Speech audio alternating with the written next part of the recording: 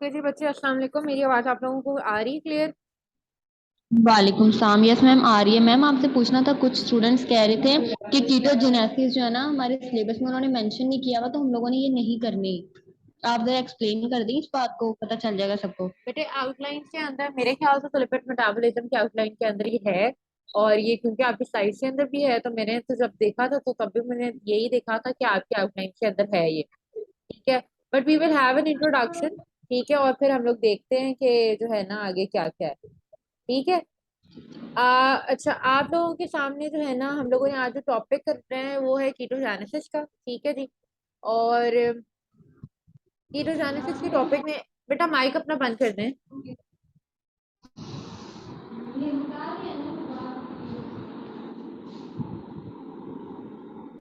मेरा माइक नहीं बंद हो रहा। ओके जी। मैंने आप लोगों से डिस्कस किया था कि हम लोगों के सामने क्या है। हम लोगों के सामने जो है ना कीटोजेनेसिस को हम लोग डिस्कस कर रहे थे कि कीटोजेनेसिस क्या होती है और क्या नहीं होती। तो हम लोगों ने ये देखना था कि कीटोजेनेसिस के अंदर असल में क्या है। असल में आप लोगों के आपके सामने जो है हमारी बॉडी के अंदर ना देर इज अडेप्टरी मैकेनिज्म, जिसके अंदर अगर आपकी बॉडी के अंदर blood glucose level already low है, ठीक है, यानी for example if you are not taking carbohydrate in your diet, तो उसके अंदर आप क्या करोगे, आपका ब्लड ग्लूकोज लेवल लो है और जितने भी कार्बोहाइड्रेट के सोर्सेज हैं वो सारे डिप्लीट आउट हो चुके हैं। ठीक है। तो जब कार्बोहाइड्रेट के सोर्स डिप्लीट आउट हो जाते हैं तो हमारी बॉडी खुद ब खुद फिर किसके ऊपर चली जाती है, लिपिड के ऊपर चली जाती है। और लिपिड की फिर स्टेज के अंदर क्या होती है, बीटा ऑक्सीडेशन होती है। ठीक है। तो अब यहाँ पे जब बहुत ज्यादा बीटा ऑक्सीडेशन होगी तो हमारी सेल के अंदर या हमारी बॉडी के अंदर किस चीज की जो अमाउंट है या क्या चीज है वो बढ़ जाएगी बीटा ऑक्सीडेशन के नतीजे में। बेटा मेरी आवाज आ रही है एसिटाइल आप लोगों को? कोएंजाइम। कौन से एंजाइम? मैम एसिटाइल कोई। एसिटाइल एसिटाइल कोई। ठीक है जी। हाँ जी, तो हमारी बॉडी के अंदर एसिटाइल कोई की जो कंसेंट्रेशन है ना वो बॉडी के अंदर राइज कर जाएगी। ठीक है जी। तो अगर एसिटाइल कोई की कंसेंट्रेशन हमारी बॉडी के अंदर राइज कर गई है तो उस स्टेज के अंदर क्या होगा, उस स्टेज के अंदर होगा ये अच्छा जी। ठीक है। बेटा ये जो बच्चा मुझे कह रहा था कि आप बीएसएन के हो, एएचएस के हो? बेटा आप जो सिलेबस की वजह से बात कर रही थी स्टूडेंट, वो आप बीएसएन के हो या एएचएस के हो?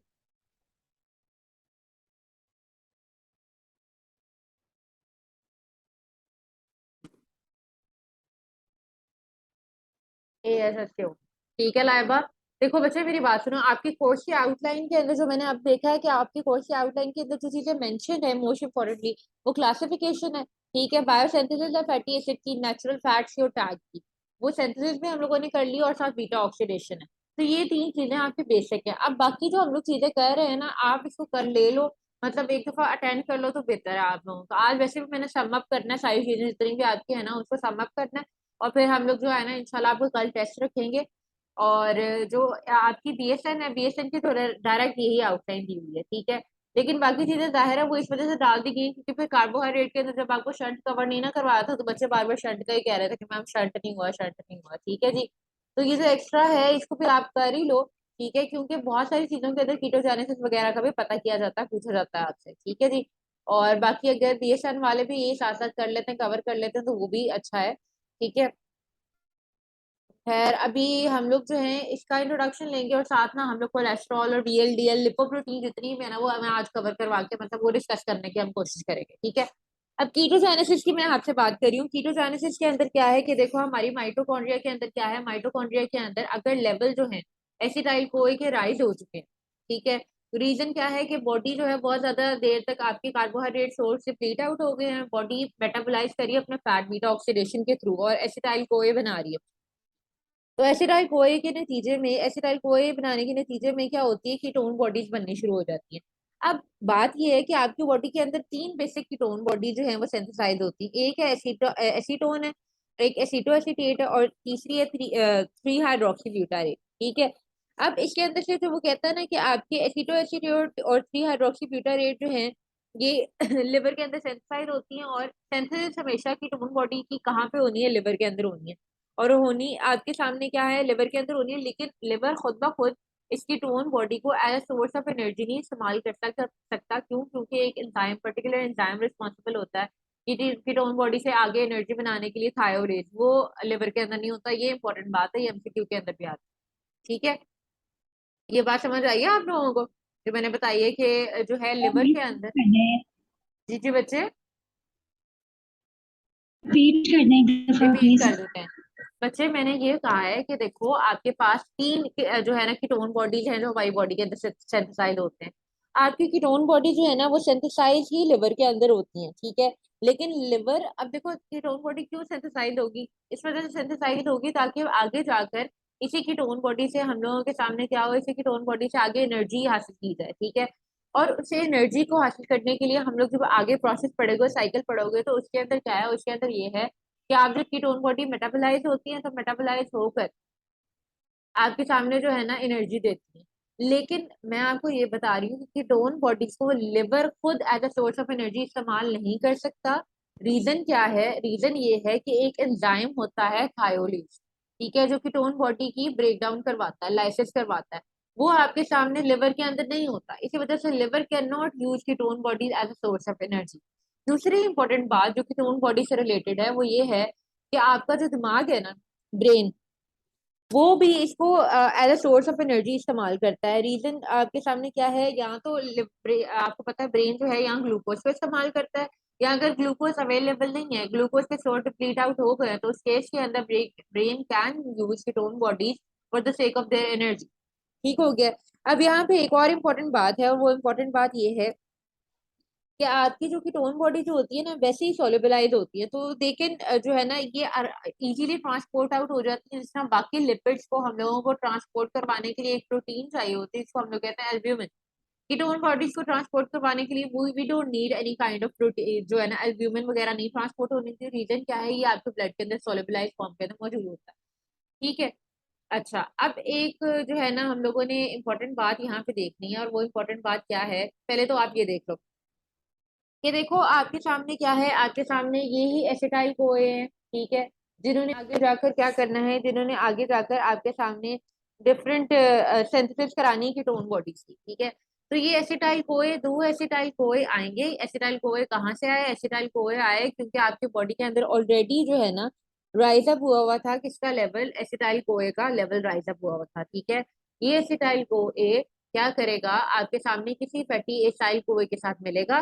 ठीक है, और इन the presence of an enzyme जिसको कहते हैं थायोलेज, ये गिव राइज कर देगा एसीटो एसिटाइल कोए को। ठीक है, अब यहाँ पे एसीटो एसिटाइल कोए जो है क्या करेगा, अगेन एक थर्ड एसिटाइल कोए इसके साथ कंबाइन करेगा। ठीक है, और आपके सामने कोए ग्रुप यहाँ से रिमूव हो जाएगा। यहाँ पे जो एंजाइम लगेगा वो लगेगा एचएमजी कोए सिंथेज। ठीक है, अब ये एचएमजी कोए सिंथेज आप लोगों ने याद रखना। अब ये एचएमजी कोए सिंथेज जो है ना ये गिव राइज करेगा एचएमजी कोए को। ठीक हो गया।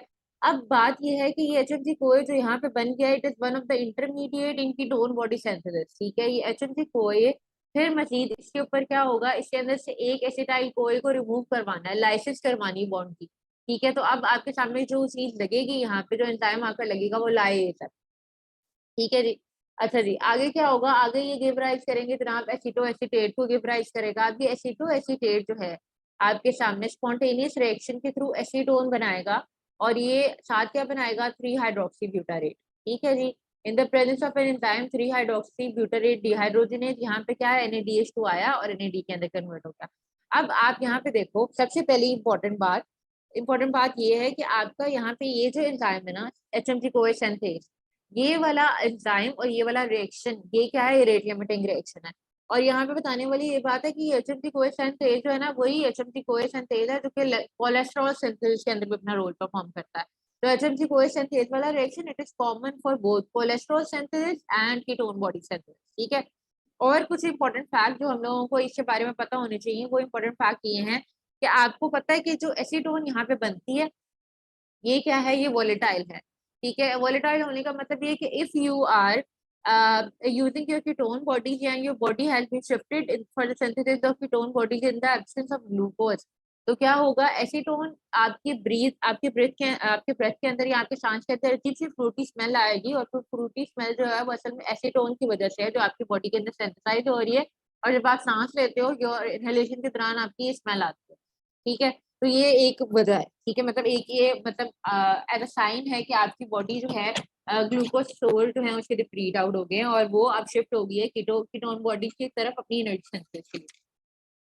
अब यहाँ पे एक इम्पॉर्टेंट चीज जो है ना आप लोगों को पता होनी चाहिए, वो इम्पोर्टेंट चीज ये है कि देखो, जब आपकी बॉडी के अंदर क्या होती है, आपकी बॉडी के अंदर इफ जो है ना, अगर कोई बंदा है, ठीक है, और उसको डायबिटीज है, ठीक है, और डायबिटीज कौन सी है, टाइप 1 डायबिटीज है, ठीक है, और टाइप 1 डायबिटीज के नतीजे में वैसे भी उसकी बॉडी के अंदर अगर क्या है, ग्लूकोज की कंसंट्रेशन वैसे ही नॉर्मलाइज नहीं होती, तो उसकी बॉडी के अंदर there is huge amount of synthesis of ketone body बहुत ज्यादा बन रही है। और आपको पता है कि कीटोन बॉडी क्या करती है, कीटोन बॉडी जैसे ही आपके ब्लड के अंदर जाती है ना, तो ये डिसोसिएट होती है और डिसोसिएट होकर हाइड्रोजन आयन रिलीज करती है। अगर कोई चीज हाइड्रोजन आयन रिलीज कर दे तो वो क्या कंसिडर की जाएगी, एसिड या बेस? एसिड। एसिड। तो कीटोन बॉडी क्या करती हैं, हाइड्रोजन आयन रिलीज कर देती हैं, और जब वो डिसोसिएट होकर हाइड्रोजन आयन रिलीज करते हैं तो ये आपके ब्लड की पीएच में, बॉडी की पीएच को एसिडिक कर देती हैं, and it is one of the symptom of type 1 diabetes. ठीक है जी। तो टाइप 1 डायबिटीज का एक और मतलब लिंक होता है, एक कंडीशन क्रिएट हो जाती है due to synthesis over production of ketone body in your body. आपके बॉडी के अंदर एक कंडीशन आ जाती है, इसको कहते हैं कीटो एसिडोसिस। ठीक है। अब कीटो एसिडोसिस के नतीजे में क्या होता है कि आपकी ब्लड के अंदर भी कीटोनीमिया भी हो जाता है आपको, और कीटो यूरिया भी हो जाता है। कीटोनीमिया का मतलब है कि ब्लड के अंदर कीटोन बॉडीज राइज कर जाएंगी, और कीटो यूरिया का मतलब है कि आपके जो है ना यूरिन के अंदर कीटोन बॉडी जो है वो आपकी वो कर जाएंगी। इसी वजह से आपके सामने जो है, जो जो लोग शुगर पे वो होते हैं, डायबिटिक होते हैं, उनको ये कहा जाता है कि आप ज्यादातर प्रोलॉन्ग फास्टिंग में ना रहें, ठीक है, या एक्सेसिव वो जो अल्कोहल कंजप्शन है वो भी ना करें, क्योंकि that will in turn give rise to ketone bodies. Introductory मैंने करवाया है आपके सामने कीटोन बॉडीज का। अगर इसके अंदर बच्चा आपको कोई इशू है ना तो मुझसे पूछे।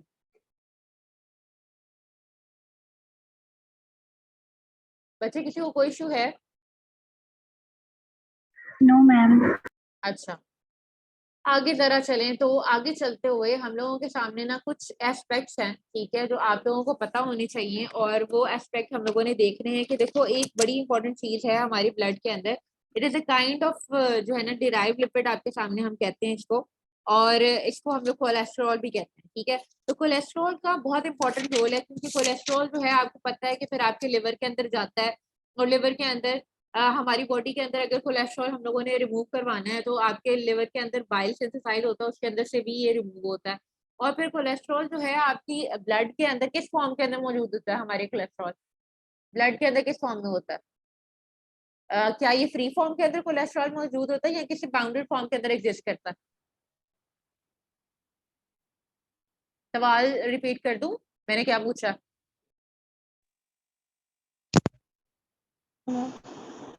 बेटा मेरा सवाल आप लोगों से ये है कि कोलेस्ट्रॉल, ठीक है, is a kind of derived lipid.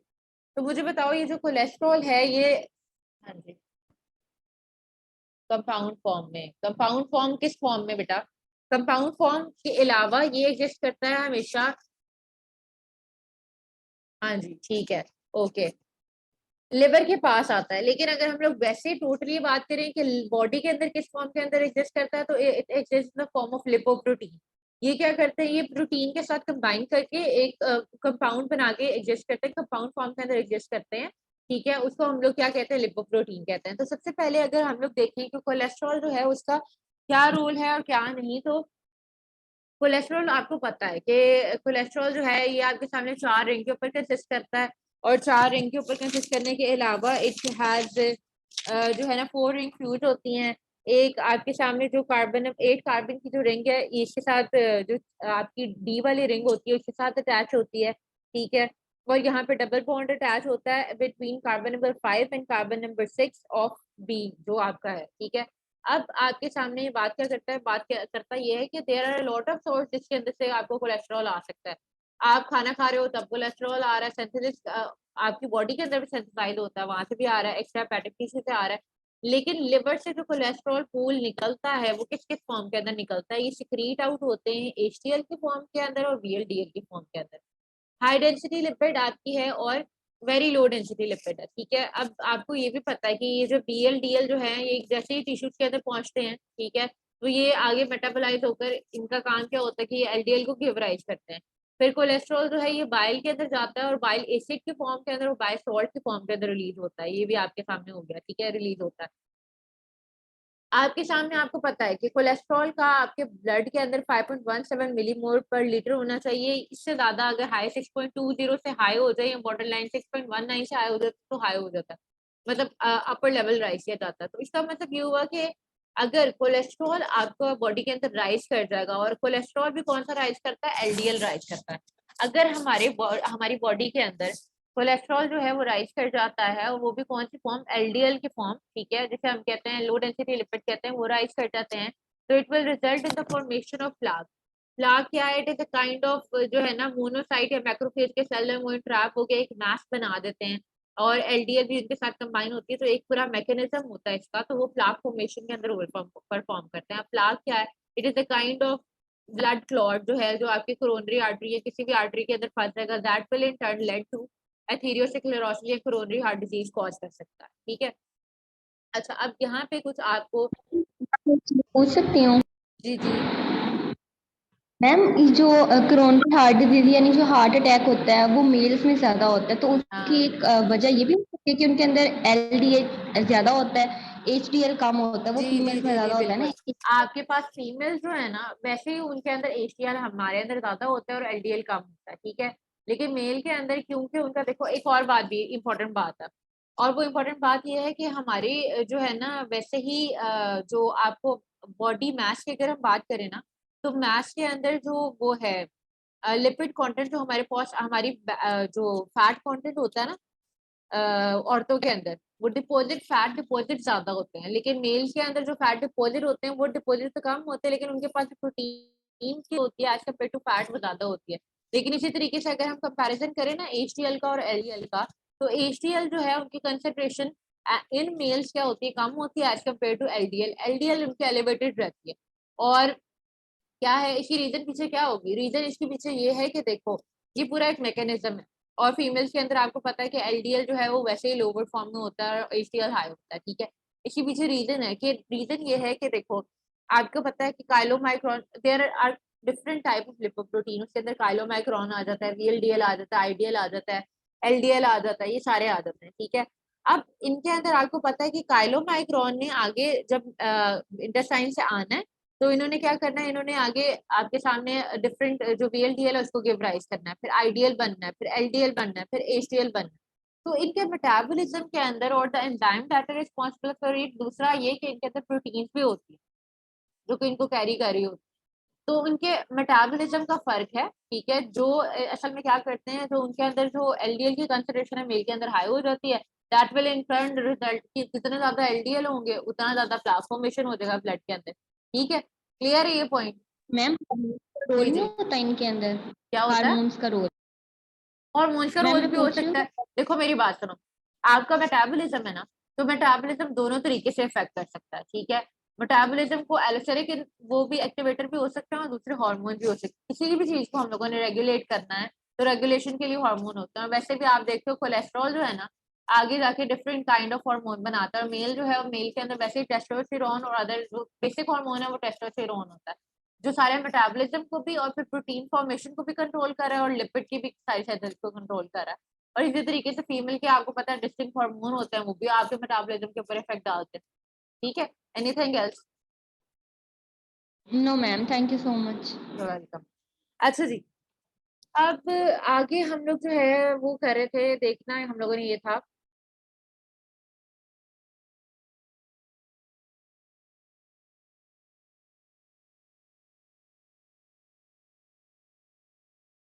अच्छा जी, ये आ गया जी आप लोगों के सामने। अब देखें आपके सामने जो कोलेस्ट्रॉल सिंथेसिस है ना, कहता है कोलेस्ट्रॉल सिंथेसिस करवाने के लिए हम लोगों को क्या चाहिए होता है, हम लोगों को चाहिए वही एसिटाइल कोए जो कि कीटोन बॉडी सिंथेसाइज करवा रही है, ठीक है।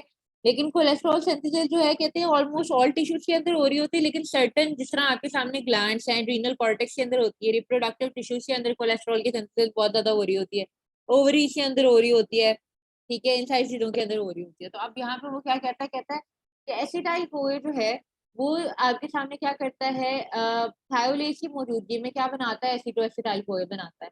अब ये रिएक्शन वही रिएक्शन है जो कीटोन बॉडी की सिंथेसिस के अंदर हम लोग देख रहे थे, ठीक है। अब ये एसिटोएसिटाइल कोए जो है वो आगे गिव राइज करता है 3 हाइड्रोक्सी 3 मिथाइल ग्लूटाराइल कोए को, जो कि एचएमजी कोए सिंथेज के अंदर जिसके लिए एचएमजी कोए सिंथेज रिस्पॉन्सिबल होता है। अब हम लोगों ने दो एंजाइम यहाँ पे देखे, और वो एंजाइम क्या थे, एक था एचएमजी कोए सिंथेज और दूसरा है एचएमजी कोए रिडक्टेज। आपको पता है कि एचएमजी कोए रिडक्टेज जो है ना, आगे हम लोगों ने ये देखना है कि एचएमजी कोए, आगे एचएमजी कोए तो बन गया था जो कि 6 कार्बन था, ठीक है। अब इसको कन्वर्ट करवाना है हमने मिवेलोनेट के अंदर, और ये मिवेलोनेट जो है आगे जाके कोलेस्ट्रॉल सिंथेसिस करवाएगा, ठीक है। अब कोलेस्ट्रॉल हम लोगों के लिए हमें क्यों चाहिए, ठीक है। कोलेस्ट्रॉल हम लोगों को इस वजह से चाहिए क्योंकि इसने डिफरेंट लिपोप्रोटीन की फॉर्म के अंदर भी एग्जिस्ट करना है। दूसरा ये कि इसके अंदर इसने आपके क्या करना है, इसने आपके जो है ना, दे आर डिफरेंट हॉर्मोन्स। उसके अलावा विटामिन डी भी है जो कि आपके सामने, जिसका ये प्रिकर्सर के तौर पर एक्ट करता है, ठीक है। विटामिन डी जो है जो भी कोलेस्ट्रॉल के से मेटाबोलाइज होकर आगे बनता है। दूसरा ये कि आपके सामने there are number of hormone, जिसके अंदर आपका आ जाता है टेस्टोस्टेरोन आ जाता है, ठीक है। और उसके अलावा आपका आ जाता है एस्ट्रोजन आ जाता है, प्रोजेस्टेरोन आ जाता है, एल्डोस्टेरोन आ जाता है। ये सारे के सारे हार्मोन जितने भी है ना, इनका इनका आप ये समझ लो कि ये जो है ना, इसका वो है एक एक्टिविटी इनिशिएटर है इस पूरे प्रोसेस का, ठीक है। तो उसके लिए कोलेस्ट्रॉल की सिंथेसिस का होना बहुत जरूरी है। अगर कोलेस्ट्रॉल सिंथेसाइज नहीं होगा तो as a result of it फिर आगे आगे आपका आने वाला जितना भी पूरा प्रोसेस है वो सारा डिस्टर्ब हो जाएगा, ठीक है। अच्छा, अब यहाँ पे आप देख लो कि आपका जो है ना ये पूरा प्रोसेस हुआ जिसके अंदर एचएमसी कोए आया, ठीक है। उसने क्या किया, उसने NADPH2 को इस्तेमाल करके NADP बना दिया, ठीक है। And at the same time it will give rise to, आपके सामने वेलोनिट बना in the presence of an enzyme that is HMG CoA reductase. अब यहाँ पे जो है एक बात है, और वो ये बात है कि आपके सामने ये जो NADPH है, ठीक है, अगर इसके जो सोर्सेज हैं, अगर वैसे कीटोन बॉडी के अंदर भी एक क्वेश्चन था, लेकिन ये है कि अगर आपकी बॉडी के अंदर NADPH2 के जो रिजर्व हैं वो बड़े इंक्रीज हुए हुए हैं, ठीक है। और ये आपको पता है NADPH कहाँ कहाँ से आ सकता है, शंट से आ सकता है, ठीक है, अमेरिकेशन एंजाइम पाथवे से आ सकते हैं, और नंबर ऑफ सोर्सेज डिफरेंट भी से आ सकता है। तो अगर क्वेश्चन मेरा ये है कि अगर आपकी बॉडी के अंदर NADPH के रिजर्व इंक्रीज हुए हुए हैं, ठीक है, यहाँ पर इस तरह क्वेश्चन कर लो कि NADPH2 की रेशियो NADP के साथ इंक्रीज हुई हुई है, तो आपकी बॉडी के अंदर कौन कौन से ऐसे मैकेनिज्म है जो एक्टिवेट होते हैं।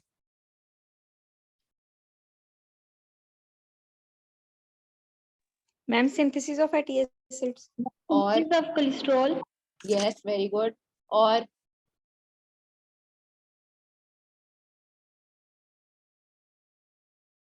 ठीक है, ये दोनों ही प्रोसेस हैं जिस जो इंक्रीज हो जो जिसकी अगर ये मतलब फॉर एग्जांपल NADP के रिड्यूसिंग इक्विवेलेंट आपकी बॉडी के अंदर या ब्लड के अंदर इंक्रीज हुए हैं, तो ये दोनों प्रोसेस इंक्रीज कर जाते हैं, ठीक है। अब हम लोगों ने यहाँ पे ये देखना था कि ये जो एंजाइम है ना, HMG कोए रिडक्टेज, ये आपके पूरे प्रोसेस को कंट्रोल कर रहा है, ठीक है। अगर ये HMG CoA reductase, there are certain diseases जिसके अंदर HMG कोए रिडक्टेज जो है ना, वो आपका अपना जो है वो इनएक्टिवेट हो जाता है, या सर्टेन डिजीज के अंदर इसके जीन जेनेटिक लेवल के ऊपर मसला आता है, तो जेनेटिक लेवल के अंदर ये कोड नहीं हो पाता, that will result in the formation of different kind of disease, ठीक है। दूसरा ये कि आपके सामने आप देखें कि जो है ना, कोलेस्ट्रॉल की अगर हम लोग बात करें,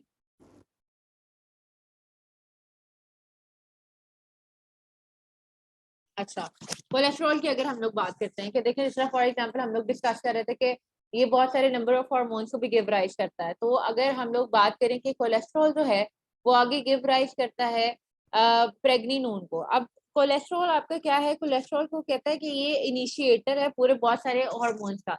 अगर फॉर एग्जाम्पल हमारी बॉडी के अंदर कोलेस्ट्रॉल सिंथेसिस नहीं हो रही, और जो HMG कोए रिडक्टेज है उसके लेवल पे ही आपको पूरा प्रोसेस स्टॉप हो गया, तो आगे मजीद साइकिल जो है, या आगे पूरा प्रोसेस जो है वो नहीं हो सकेगा, ठीक है। तो ये कोलेस्ट्रॉल क्या करेगा, कोलेस्ट्रॉल आपके सामने एक कॉम्प्लेक्स, मैंने आपको कल भी बताया था कि एक साइटोक्रोम P450 कॉम्प्लेक्स है, वो नंबर ऑफ एंजाइम, वो नंबर ऑफ रिएक्शन करवाता है, वो एंटीऑक्सीडेशन भी करवाता है, यानी बहुत सारे ऑक्सीडेंट अगर आपकी बॉडी के अंदर आ जाते हैं, H2O2 है, उनकी ऑक्सीडेशन कॉज करता है, तो उनके एंटीऑक्सीडेंट के तौर पर एक्ट करता है। ये कोलेस्ट्रॉल क्या करेगा, कोलेस्ट्रॉल ये करेगा, इसके ऊपर एक एंजाइम है जिसको हम लोग कहते हैं डेस्मोलेज, वो एक्ट करेगा और एक्ट करके इसको कन्वर्ट कर देगा प्रेग्निलोन के अंदर। ये प्रेग्निलोन क्या है, ये एक इंटरमीडिएट है और ये 21 कार्बन जो है ना एक इंटरमीडिएट है। ये प्रेग्नेनोन आगे क्या करेगा, ये आपके सामने क्या बनाएगा, ये आपके सामने बना देगा प्रोजेस्टेरोन। अब आपको पता है कि आपका जो प्रोजेस्टेरोन है इसने आगे जाके कौन कौन से फंक्शन कंट्रोल करने होते हैं। प्रोजेस्टेरोन आपका वो फंक्शन, वो हार्मोन है जो कि ज्यादातर फीमेल के अंदर रिलीज होता है और ये असल में रिस्पॉन्सिबल होता है सिक्रीटरी फेज ऑफ यूट्रस के अंदर, ठीक है, और मेमोरी ग्लैंड की सिंथेसिस के अंदर अपना रोल परफॉर्म करता है। और दूसरा ये कि अगर ओवम है, ठीक है, तो ओवम की इम्प्लांटेशन के अंदर भी इसका रोल है और मैचुरेशन के अंदर भी इसी का रोल है, ठीक है, प्रोजेस्टेरोन के अंदर इन फीमेल्स। अब ये जो प्रोजेस्टेरोन है इसने आगे मजीद जाकर गिव राइज करना है डिफरेंट काइंड ऑफ हार्मोन को, ठीक है। तो आप यहाँ पे देखें तो it is giving rise to testosterone की, आगे टेस्टोस्टेरोन भी आके सामने बना रहा है। टेस्टोस्टेरोन आपको पता है कि ये मेल के अंदर जो है प्रीडोमिनेंट फॉर्म के अंदर होता है, उनके अंदर स्पर्मेटोजेनेसिस करवाता है, उनके अंदर सेकेंडरी जो सेक्सुअल कैरेक्टरिस्टिक है उनको भी प्रमोट करवाता है, एनाबोलिज्म करवाता है। और ज्यादातर ये एनाबोलिज्म किसकी करवाता है, प्रोटीन सिंथेसिस करवाने के लिए। ये प्रोटीन जितने भी प्रोडक्ट हैं उनकी एनाबोलिज्म ये ज्यादातर करवाता है। और ये मस्कुलिनाइजेशन जो है ना वो भी करवाता है फीटस की, ठीक है, यानी उनके मसल डेवलपमेंट के अंदर भी टेस्टोस्टेरोन का इंपॉर्टेंट रोल होता है, ठीक है जी। आगे हम लोग देखें तो आपके प्रोजेस्टेरोन जो है वो आगे एल्डोस्टेरोन को भी गिव राइज कर रहा है। तो एल्डोस्टेरोन का क्या रोल है? मैम बॉडी के अंदर सोडियम और वाटर की सोडियम टेंशन। रिटेंशन। ठीक है, सोडियम की रीअब्जॉर्प्शन करवाता है और एक्सक्रीशन पोटेशियम भी करवाता है एट द सेम टाइम, ठीक है जी। तो ये उसके अंदर रोल परफॉर्म करता है, ठीक है जी। और इसके अलावा ये जो है फिर आगे क्या कहता है, कहता है आपका एस्ट्राडायोल जो है उसको भी गिव राइज करता है, that will in turn give rise to estrogen, ठीक है जी।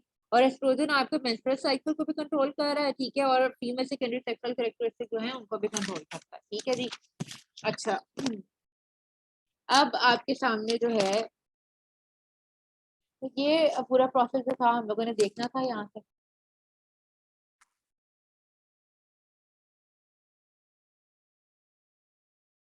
अच्छा जी, अब यहाँ पे एक और इम्पोर्टेंट बात है कि जो है ना मैंने आप लोगों से जब बात की थी कि एचएमजी कोई रिडक्टेज है, सर्टेन केसेस के अंदर ऐसे होता है कि अगर हम लोगों ने जो है ना अपना ब्लड कोलेस्ट्रॉल लेवल हाई हो जाएगा, क्योंकि आपको पता नहीं कि blood cholesterol level they are linked with और associated with the low level with the high level of cholesterol. अगर ब्लड कोलेस्ट्रॉल लेवल इंक्रीज कर जाता है, एलडीएल इंक्रीज कर जाता है, तो they will in turn lead to different atherosclerosis या जो आपके मायोकार्डियल इंफार्क्शन है वो कॉज करता है। तो आपके सामने अगर हम लोगों ने जो है अपना कोलेस्ट्रॉल लेवल लो करना है तो उसके लिए सबसे इम्पोर्टेंट बात जो है ये है कि आपके सामने सबसे पहले तो एक और बात भी होती है कि फाइटोस्टेरोल जो है they are certain kind of cholesterol that are derive from plants. Phytosterol जो है वो भी दिए जाते हैं।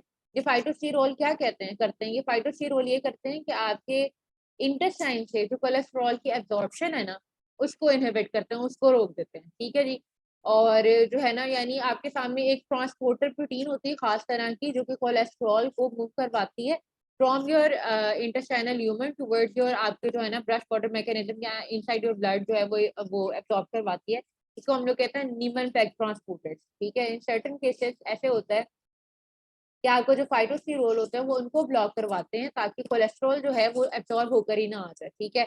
और देयर आर अदर कंडीशन जिसके अंदर आपको पता है नीमन-पेग डिजीज आपने अक्सर सुना होगा। नीमन-पेग डिजीज के अंदर क्या होता है कि वो जो ट्रांसपोर्टर प्रोटीन है जो कि कोलेस्ट्रॉल को ट्रांसपोर्ट करवा रही होती है, उनकी कंसंट्रेशन या उनके नंबर डिक्रीज डाउन कर जाते हैं जिसकी वजह से कोलेस्ट्रॉल बिल्कुल एब्जॉर्ब ही नहीं हो पाता, ठीक है। अब यहाँ पे there certain kind of drugs कि अगर आपका कोलेस्ट्रॉल लेवल आपकी बॉडी के अंदर इंक्रीज किया हुआ है तो हम लोग उनके लिए एक सर्टेन टर्म यूज करते हैं जो कि ब्लड कोलेस्ट्रॉल लेवल को डिक्रीज करते हैं, जिसको कहते हैं स्टैटिन। अब ये स्टैटिन क्या करता है, ये स्टैटिन जाकर आपका वही जो आपका कोलेस्ट्रॉल सिंथेसिस के अंदर हम लोगों ने एंजाइम नहीं पढ़ा था एचएमजी कोई रिडक्टेज, उसकी एक्टिविटी को डिक्रीज कर देता है। अगर एचएमजी कोई रिडक्टेज की एक्टिविटी डिक्रीज हो गई या खत्म हो गई, इसका मतलब ये है कि आगे जो कोलेस्ट्रॉल सिंथेसिस का पूरा प्रोसेस होना है वो नहीं होगा, ठीक है।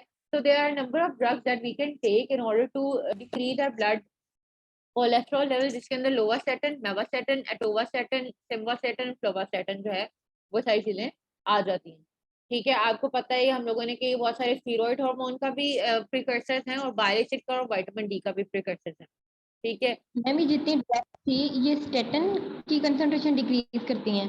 बेटा स्टैटिन जो है ये ड्रग है, ठीक है, और ये आगे डिफरेंट नाम लिखे हुए हैं आपके ड्रग के। स्टेटिन वो ड्रग हैं जो असल में कोलेस्ट्रॉल की लेवल आपके ब्लड के अंदर डिक्रीज करते हैं, ठीक है।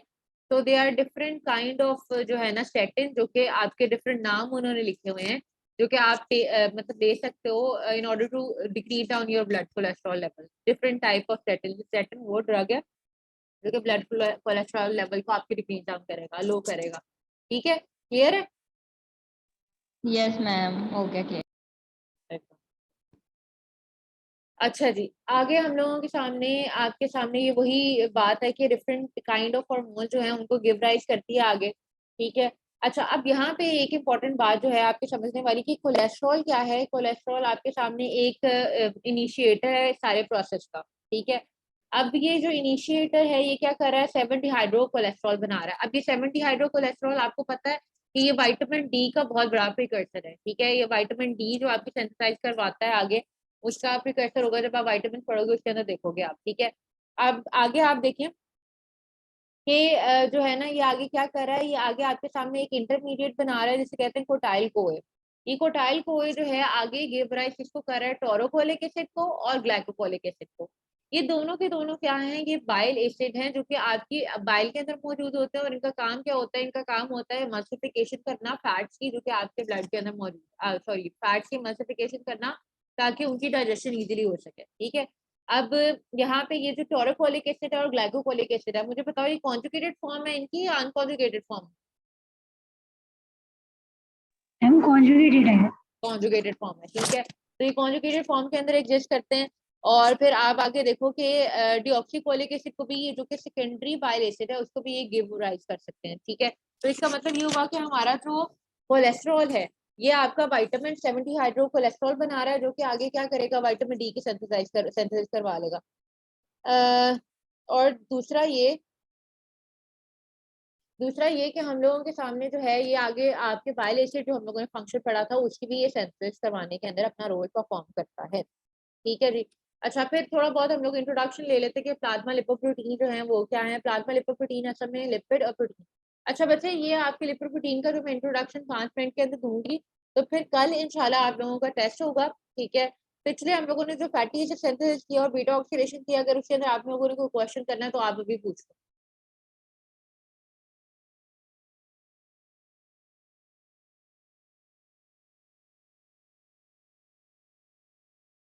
बेटा कोई क्वेश्चन नहीं है?